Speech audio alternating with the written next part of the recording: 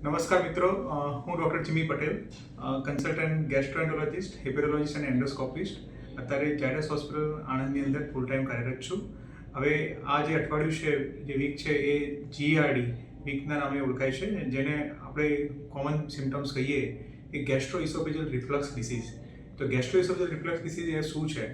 તો એમાં એવું થાય કે પેશન્ટને વારંવાર છાતીમાં બળતરા થવા, છાતીમાં વારે ઘડીએ ખોરાક જે છે તે લે છે, એના પછી એને કોન્સ્ટન્ટ રિફ્લક્સ આવો અને છાતીમાં કોઈ વાર દુખાવાની તકલીફ થતી હોય છે. તો આ જે શાના લીધે થતું હોય છે, GERD જે છે એ આપણી અન્નનળી અને આપણી જે સ્ટમક, જેને આપણે હોજરી કહીએ છીએ, એની વચ્ચેનો જે વાલ હોય છે એ ઘણીવાર લૂઝ હોય કે કોઈ હોજરીની અંદર કોઈ પ્રકારનું ઇન્ફેક્શન હોય, તો એના લીધે આ વસ્તુ થઈ શકે છે.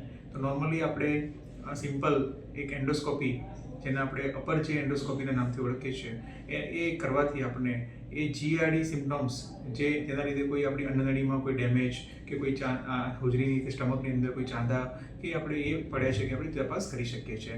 અને જો તમને કોઈ પ્રકારની એસિડિટી કે રિફ્લક્સની કમ્પ્લેન હોય અને જે 15 દિવસથી વધારે હોય, તો એની એન્ડોસ્કોપીથી એનું નિદાન કરવું જરૂરી છે, કારણ કે એની ટ્રીટમેન્ટ અવેલેબલ છે. બાકી GERD માટે નોર્મલી લાઇફસ્ટાઇલ ચેન્જીસ એ વધારે મહત્ત્વના છે, જેમ કે ખાવાનું પેટ ભરીને ન ખાવું, ખાતા પછી તરત સૂઈ ના જવું, અને સૂવો ત્યારે એકાદ પિલ્લો આપણે વધારે યુઝ કરીએ, અને આપણે નોર્મલી જે છે આપણું પેટ છે એ થોડું ખાલી રાખીએ, અને નોર્મલી આપણે જે હેબિટ છે કે ખાધા પછી તરત સૂઈ જઈએ છીએ એ આપણે અવોઇડ કરીએ, તો એ આ રિફ્લક્સથી બચી શકાય છે.